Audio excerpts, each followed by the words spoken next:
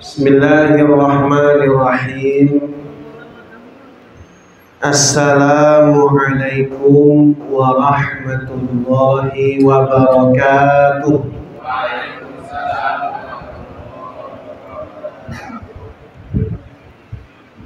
Innal hamdalillahi nahmaduhu wa nasta'inuhu wa nastaghfiruh wa na'udzu billahi min shururi anfusina wa sayyiati a'malina. Man yahdihillahu fala mudilla lahu wa man yudlilhu fala hadiya lahu. Asyhadu an la ilaha illallah wahdahu la syarika lahu wa asyhadu anna Muhammadan abduhu wa rasuluhu la nabiyya ba'da. Amma ba'd. Qala Allah subhanahu wa ta'ala, a'udzu billahi minasy syaithanir rajim. Ya ayyuhalladzina amanu taqullaha haqqa tuqatih wa la tamutunna illa wa antum muslimun. Faqala Rasulullah sallallahu alaihi wasallam, ittaqillaha haitsu ma kunta wa atbi'is sayyi'atal hasanata tamhuha wa khaliqin nasa bi khuluqin hasan.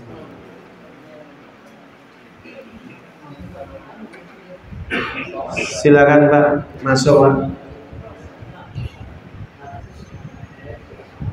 Sudah bisa dimulai Pak? Ya, baik. Pada pembahasan kita kali ini, kita akan melanjutkan sirah nabawiyah. Pada pembahasan ini, tema kita adalah andaikan matahari dan rembulan. Sebenarnya bukan puitis ya, tetapi justru ini ada kalimat apa gitu, Masya Allah. Itu memang kinayah, perumpamaan. Berita besar, pesan dakwah Rasulullah SAW sekali lagi menjadi headline di kota suci Mekah. Sehingga banyak sekali orang-orang Quraisy yang kemudian mereka panas ya.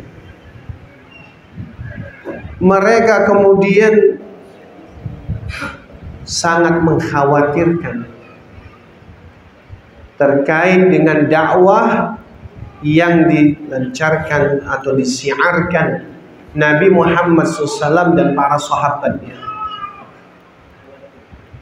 Sebelumnya mereka kan sudah memberikan atau mengirimkan utusan-utusan kepada Abu Thalib.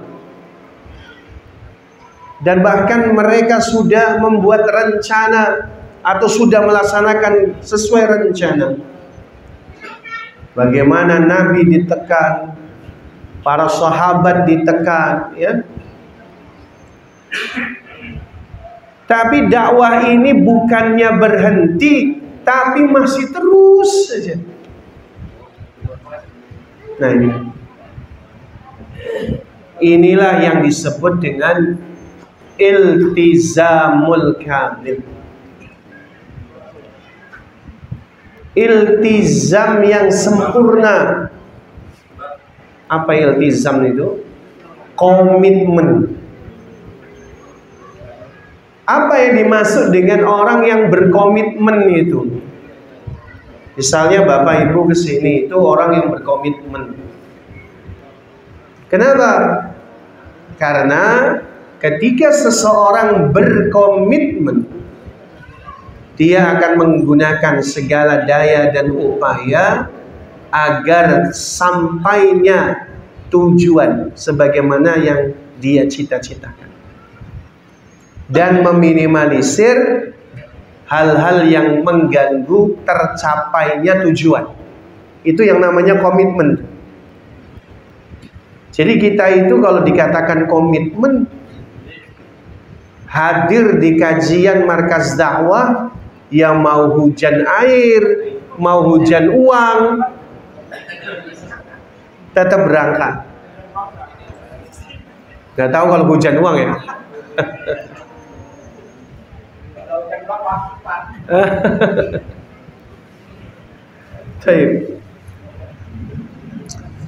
Baik, inilah riwayat dari An Ibni Ishaq. Diriwayatkan dari Imam Ibnu Ishaq rahimahullah. Wa madha Rasulullah sallallahu alaihi wasallam ala ma huwa alaihi. Rasulullah sallallahu alaihi wasallam melanjutkan misi berdakwahnya sebagaimana yang sudah diperintahkannya. Jadi walaupun ada tekanan, walaupun ada rintangan, bahkan siksaan, Nabi sallallahu alaihi wasallam tetap melanjutkan dakwah. Ini karakter orang mukmin sejati itu. Ada orang-orang yang mereka dikatakan dalam Al-Quran, wa may yartadda minkum an dini. Siapa yang murtad dari agama ini, fasawfa Allah ya'ti biqaumin, Allah akan datangkan satu kaum yuhibbunallah wa yuhibbunah, yang mereka itu mencintai Allah, Allah mencintai mereka. Azillatin 'alal mu'minin, 'izzatin 'alal kafirin. Mereka itu berlemah lembut kepada sesama muslim dan bersikap tegas kepada orang kafir. Wala yakhafuna laumata laim. Mereka tidak takut celaan orang-orang yang suka mencela. Jadi kalau ada orang yang menghalangi dakwahnya, dia tetap berdakwah. Kuncinya di mana, Pak? Kuncinya ketika dia berdakwah diterima oleh masyarakat, jangan gila pujian. Kalau dia berdakwah pengen dipuji, kalau dia kemudian pengen dielu-elukan orang, dia nggak akan kuat ketika ada orang mencela. Kenapa? Ya bertolak belakang. Orang yang dia asyuhroh misalnya, orang yang kalau dakwahnya pengen terkenal, takut banget loh dengan celaan orang. Jadi akhirnya apa? Dakwahnya nggak benar. Jadi makanya standarisasinya, ketika kita melakukan kebaikan, jangan minta ataupun jangan berharap pujian dan sanjungan orang lain. Akibatnya apa? Kalau kita nanti dicela atau diomongi orang, ambruk. Betul itu. Itu sudah memang bagian yang saling beriringan. Orang yang dia sangat senang dipuji tak akan kuat ketika ia dicela. Tapi ketika orang memang tidak nyari pujian, ketika datang celaan pun tak akan pantang surut dia dari jalan. Dia akan terus berdakwah kepada Allah.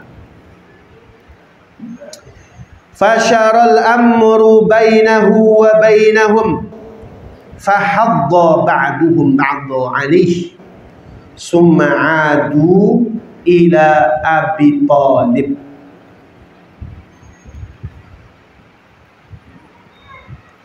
Jadi ketika Nabi terus melanjutkan dakwah, maka kemudian syarul amru bainahu wa bainahum telah menjadi buah bibir yang terkenal antara Rasul dan orang Quraisy, terjadi yang namanya perselisihan.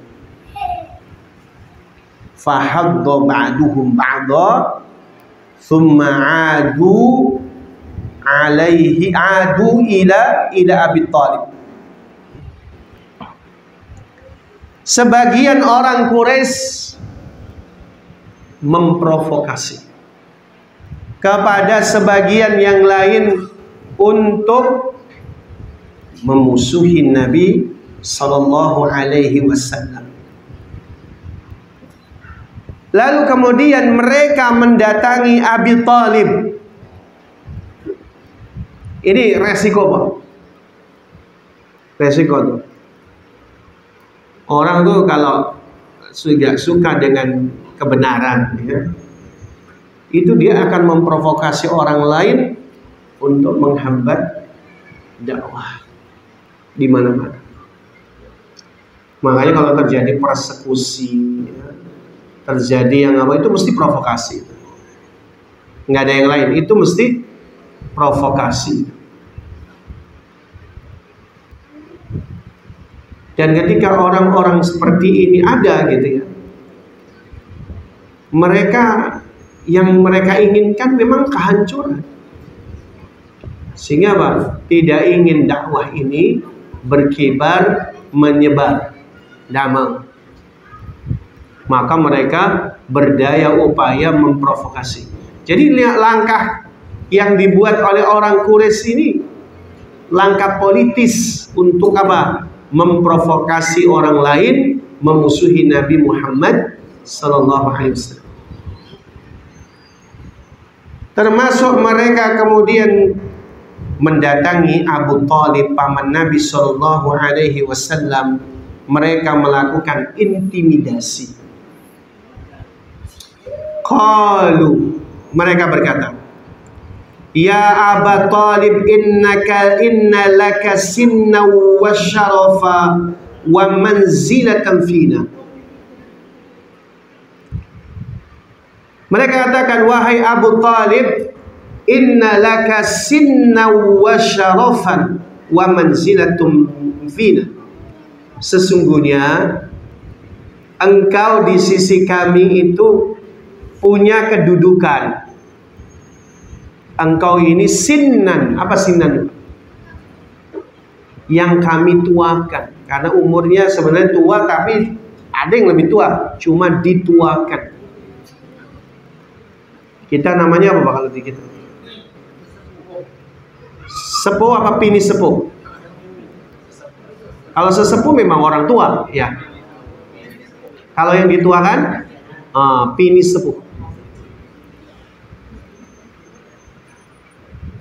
Jadi kalau ada sambutan pada para sesepuh, para pini sepuh, nah, gitu. Sepuh itu memang beneran tua. Gitu. Abu Thalib tua, tapi ada yang jauh lebih tua. Gitu. Memang dia orang yang dituakan. Sinnan wa syarafan, kami muliakan, kami hormati, wa manzilatan fina, dan punya kedudukan di sisi kami. Karena memang Abu Thalib ini dia mewarisi kedudukan Abdul Muthalib, ayahandanya, nasab yang terbaik, dan Abu Thalib benar-benar sangat dihormati oleh orang Quraisy. Jadi selama ini ketika mereka ingin mengintimidasi Nabi pun sungkan. Kenapa? Ada Abu Thalib. Cuman mereka sudah kalah. Mereka datang kepada Abu Thalib, dinaikkan setinggi-tingginya Abu Thalib. Engkau yang kami tuakan, yang kami muliakan, engkau punya kedudukan di sisi kami. Lalu apa, Pak? Kalimat berikutnya. Wa inna qadis tanhainaka min ibni akhika falam tanhahu anna. Lalu katanya apa? Sesungguhnya kami telah memintamu untuk melarang anak saudaramu, maksudnya ponakan. Yang dimaksud Rasulullah. Jadi sesungguhnya kami telah meminta kepadamu agar kamu melarang keponakanmu untuk berdakwah. Falam tanhahu anna, tapi kamu tidak melakukan itu.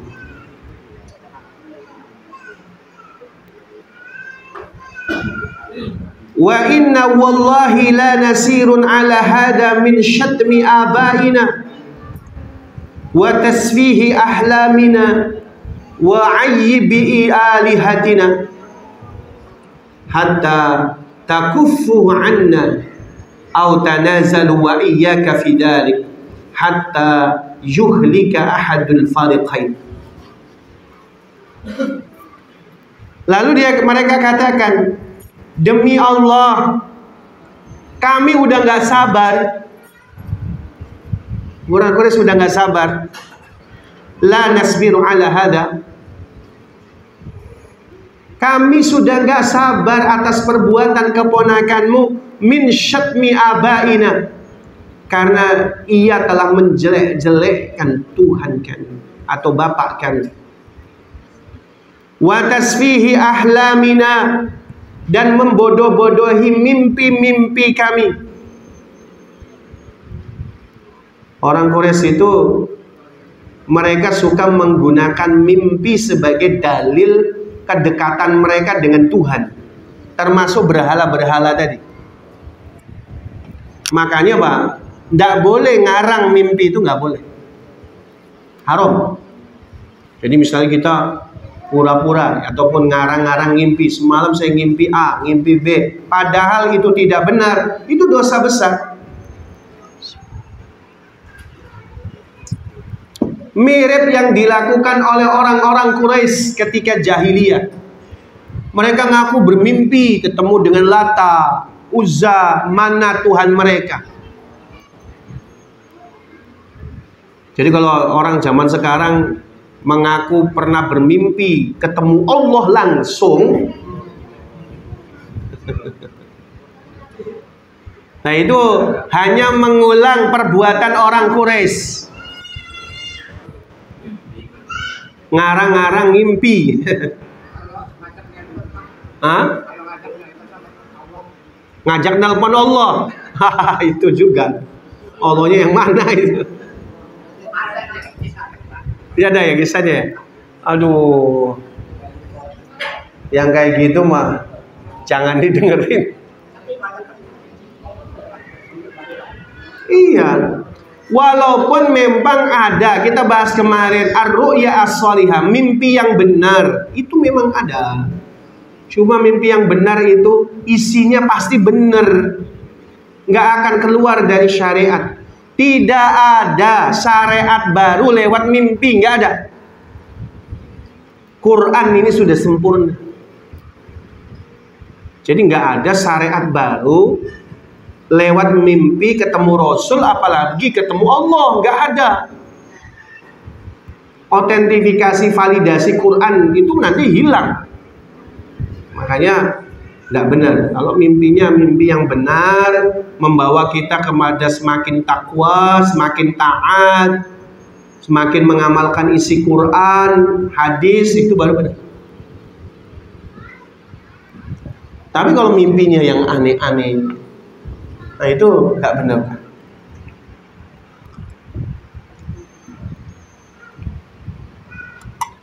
Wa ayyibi alihatina, menjelek-jelekkan Tuhan kami. Nabi katakan bahwa Tuhan-Tuhan mereka tidak bisa memberi makan, tidak bisa memberi minum, dan seterusnya. Hanya sebuah patung. Itu Nabi cara dakwanya memang begitu. Memang itulah namanya misi dakwah, untuk menegakkan tauhid. Hatta takaffuhu anna aw tanazzalu wa iyyaka fi dzalik. Maka silakan pilih, katanya. Kami menghentikan semua tindakan keponakanmu, atau kami terjun wa iyyaka fi dzalik, unazziluhu wa iyyaka fi dzalik. Kami terjun langsung untuk membunuh atau berhadapan dengan keponakanmu, alias berperang. Hatta yuhlika ahadul fariqain, sampai binasa salah seorang di antara dua kelompok ini. Jadi sudah sedemikian frontal ya orang Quraisy, mengintimidasi Abu Thalib, dipuji-puji Abu Thalib, kedudukannya diinget-ingetin. Habis itu dihempaskan dengan ancaman, kalau kamu tidak menasihati ponakanmu. Kalau kamu tidak bisa menghentikan dakwah keponakanmu, jangan salahkan kami. Kami akan berhadapan langsung dengan keponakanmu, maksudnya akan membunuh dia. Kayak gitu.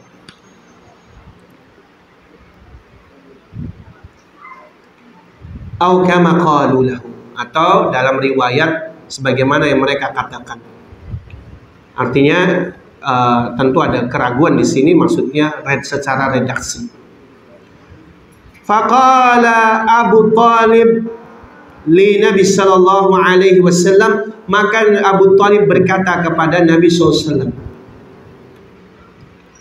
ya ibna akhi, wahai anak saudaraku, ponakan, inna qaumaka qad ja'uni, sesungguhnya kaummu telah datang kepadaku. Qalu li kada wa kada, mereka berkata kepadaku seperti ini sebagaimana yang tadi kita sudah bahas. Lilladzi kanu qalu lahu fa abki alayya wa ala nafsik wa la tahmilni minal amri ma la utiq. Lalu kata Abu Talib, wahai keponakanku, maka janganlah kamu bawa aku kepada urusan yang aku tidak sanggup memikulnya. Jadi Abu Talib minta Nabi berhenti untuk berdakwah. Kenapa? Abu Talib seorang diri, sementara akan menghadapi satu kaum. Maka Abu Talib merasa perlu menasihati keponakannya. Janganlah kamu bawa aku pada urusan yang aku nggak akan sanggup memikulnya, karena bakalan dimusuhi oleh semua orang Arab. Ya berat, Pak. Qala Rasulullah SAW, maka Rasulullah SAW bersabda. Nah ini pembahasannya. Ya ammi, wahai pamanku, wallahi law wada'u syamsa fi yamini wal qamara fi yasari. Wahai pamanku, demi Allah, andai kata matahari diletakkan di tangan kananku, lalu rembulan diletakkan di tangan kiriku. Ini kinayah, sekali lagi majaz, terkait dengan ungkapan betapa beratnya resiko yang akan ditanggung. Bukan hanya yang ditanggung adalah satu kaum orang Quraisy. Kalaupun matahari, rembulan itu mengancam Nabi SAW, siapa yang bisa melawan dalam hal itu? Makanya ungkapannya, andaikan matahari diletakkan di tangan kananku dan rembulan di tangan kiriku, wal qamar fi yasari ala an atruqa hadzal amru hatta yudhhirahu Allah aw ahliku fihi ma taraktuhu.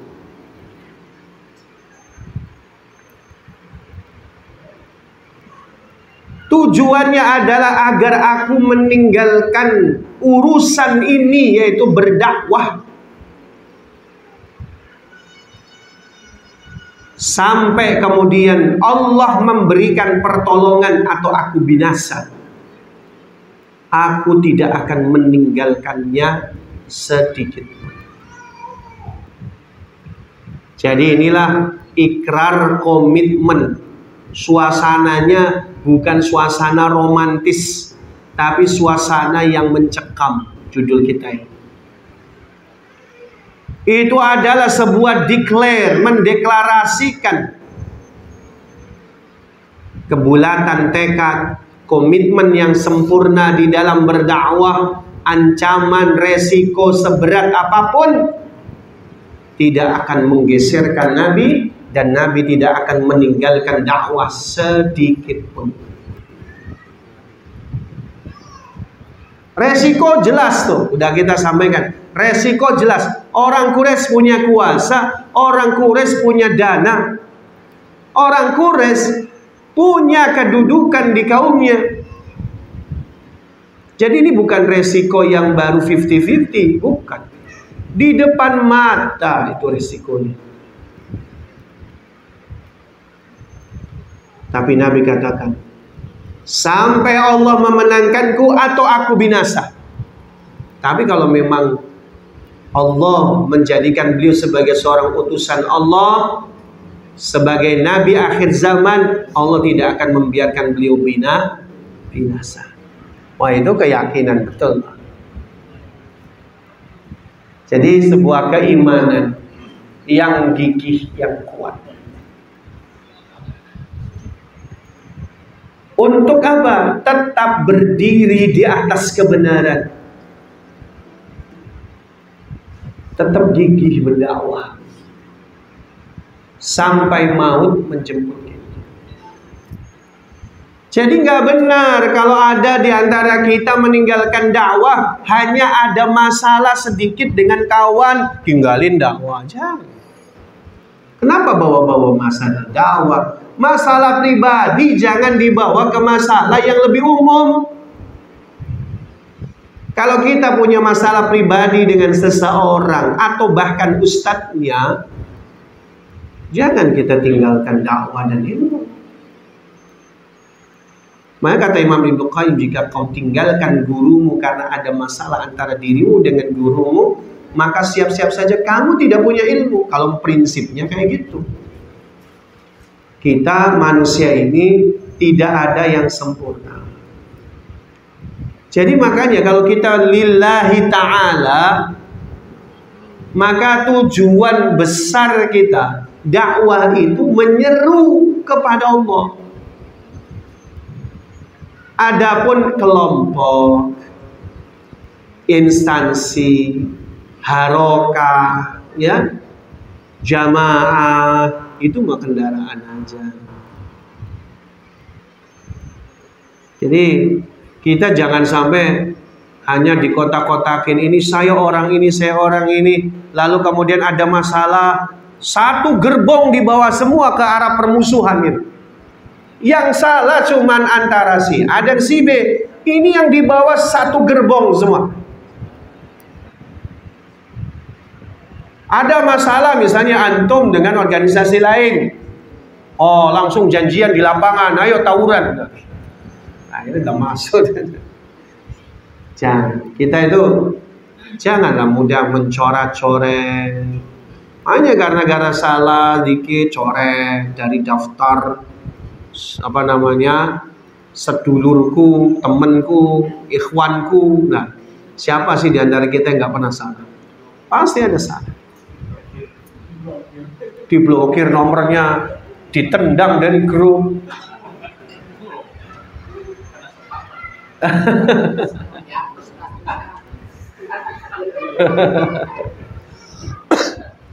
Ya kecuali sangat fatal yang bisa mengancam orang banyak, ya, orang banyak. Tapi jangan sekali lagi masalah pribadi dibawa ke masalah yang lebih luas, ya.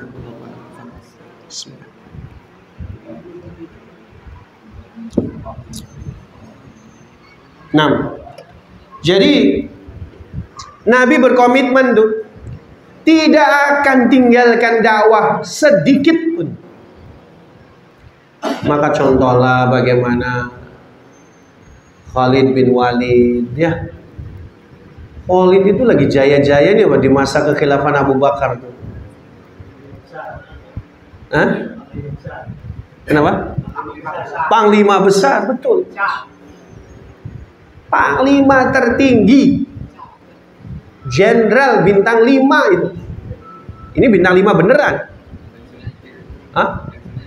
Pensiunannya gede. Kalau bertempur selalu menang. Menang terus ini. Lagi mimpin pasukan melawan Romawi, Persia, masih Persia zaman itu. Dapat surat pemecatan. Mutasi. Mending kalau mutasi dipindahin ke tempat lain. Ini pemecatan, dilengserkan. Jadi anak buah. Anak buahnya jadi jenderalnya. Nah ini kan. Wah, abot itu. Rata-rata orang ya post power syndrome penyakitnya. Nggak bisa. Orang kalau sudah naik, nggak mau turun. Udah turun pun masih action gitu kan. Belum move on. Artinya ini berat memang. Makanya sebagian prajuritnya mau memboikot tuh. Nggak usah ikutin perintah Umar. Karena Abu Bakar wafat, diganti Umar bin Khattab. Surat pemecatan itu dari Umar bin Khattab. Alasannya Umar adalah bukan karena Khalid melakukan kemaksiatan. Alasannya sudah banyak orang berkata kalau Khalid yang menjadi pemimpin pasti menang. Ini nggak boleh, Pak. Nanti akan ada kesombongan dan pengkultusan. Nah ini kata Umar bin Khattab, ini nggak benar. Pertolongan itu datangnya dari Allah. Kemenangan itu datangnya dari Allah. Makanya Khalid tanpa ada alasan apapun dilengser. Langsung jadi prajurit. Nah, kalau kita ngaku, ini zalim benar ini. Demo itu. Makanya prajuritnya ngomong, udahlah kita nggak usah ikut-ikutan. Walaupun ya, sebagai penggantinya Abu Ubaidah bin Jarrah tetap merahasiakan itu, tetapi Khalid masih memimpin dengan gagah berani. Khalid masih berperang dengan betul-betul punya semangat, keberanian yang tidak berbeda. Walaupun beliau jadi prajurit. Makanya ketika itu orang-orang berkata kepada dia, kenapa kamu nggak tersinggung? Jawabannya Masya Allah, saya berperang bukan karena Umar bin Khattab. Saya berperang karena Allah. Tidak ada bedanya antara saya jadi jenderal atau jadi prajurit biasa. Kenapa? Karena lillahi. Nah ini nih pelajarannya susah kayak gini. Yang berilmu pun belum tentu siap. Ya Pak. Imam Nawawi itu sampai ngasih tahu tanda keikhlasan seorang dai, tanda keikhlasan seorang aktivis dakwah di sebuah organisasi adalah dia merasa bahagia kalau ada organisasi lain yang lebih sukses untuk mencerdaskan umat. Nah, ini apa? Angel. Kenapa ya? Karena banyak di antara kita malah justru terhambat dengan blok-blok sektarianisme. Itu apa?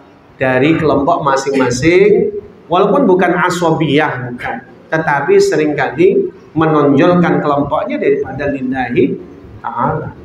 Susah. Jangankan di sini, Pak.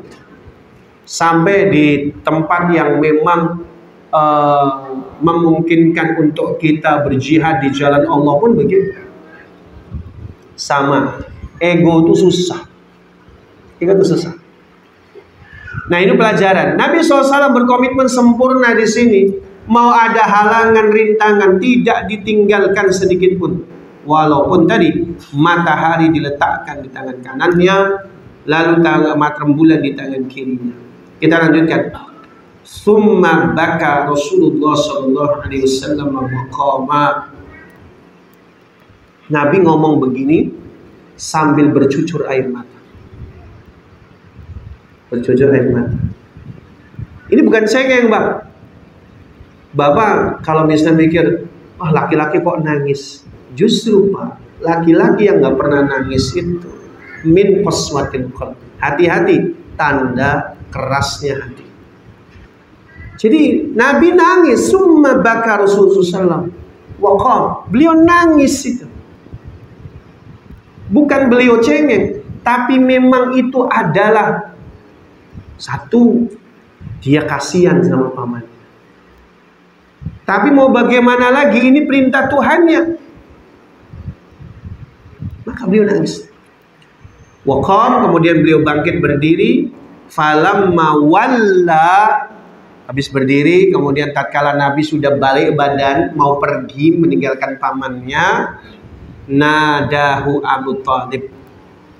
Abu Thalib manggil, Aqbil ilayya ya ibna akhi. Nabi Thalib itu Masya Allah sayang betul sama Nabi. Dia katakan, lihat Nabi nangis, betapa kerasnya hati Nabi, kerasnya sikap Nabi SAW. Ini sudah nggak main-main. Nggak mungkin Muhammad itu bersikuku dalam keburukan, nggak mungkin. Walaupun Abu Thalib di detik itu dia nggak paham, tapi dia katakan, Aqbil ilayya ya ibna akhi. Kembali ke sini wahai ponakanku. Fa'aqbala, maka Nabi balik lagi. Faqal, maka Abu Thalib berkata, idhhab faqul ma ahbabta fa huwa Allah la usallimuka li syai'in abada. Kata pamannya Abu Thalib mengatakan, pergilah, kau katakanlah apa saja yang kamu sukai.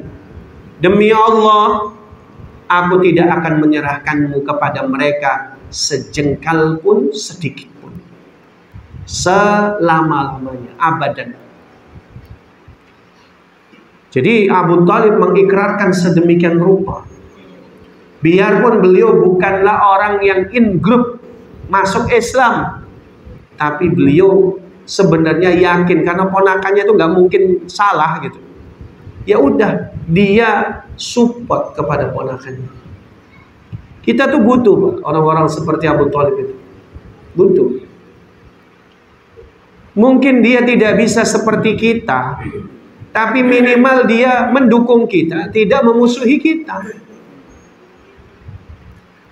Ada orang-orang yang mau dibawa ke ilmu yang benar, ke kajian markas dakwah, tidak mau, belum tentu mau. Tapi setidaknya dia tidak memusuhi. Dari mana kita bisa? Dari akhlak yang baik kepada mereka, dari hubungan kekerabatan, itu bisa dimanfaatkan. Sehingga apa? Sehingga kita punya anasir, punya penolong-penolong dan pendukung-pendukung. Jadi harus ada gradasi kualifikasinya. Ya, ada ring 1, ring 2, ring 3 lah bahasanya ya. Dakwah itu memang ada klasifikasinya. Ada orang nih yang bisa lebih intensif, oke. Ada orang nih, dia nggak bisa untuk ngaji, tapi kalau untuk action, untuk apa namanya, amalia, bakti sosial, rajin banget, ya nggak apa-apa. Kita manfaatkan pendukung-pendukung itu. Fabada'atil harb wa thabita kulla qabilatin ala ma huwa fihi minal muslimin yu'adzibunahum wa yaftununahum an dinihim. Maka peperangan pun dimulai, setiap kabilah menyerang setiap muslim yang berada di antara mereka. Mereka menyiksa, memfitnah agama-agama mereka. Wa qama Abu Thalib fi Bani Hashim wa Bani Muttalib. Maka Abu Thalib mendatangi kaumnya Bani Hashim dan Bani Muttalib, fada'ahum ilal mana'i an Rasulillah SAW. Dan Abu Thalib mengajak kaumnya Bani Hashim dan Bani Muttalib melindungi Nabi Muhammad SAW. Situasinya makin mencekam, kondisinya makin gak terkendali. Bagaimana tuh langkah selanjutnya? Apa yang dilakukan Nabi? Nabi berpikir keras nih, nyari solusinya. Solusinya ada di sebuah negeri. Negeri apa itu? Bulan depan, insyaallah. Habis sisa pertanyaan. Barakallahu fikum. Kita akhiri. Kita cukupkan sampai di sini dulu. Waktu dan tempat saya kembalikan. Assalamualaikum warahmatullahi wabarakatuh.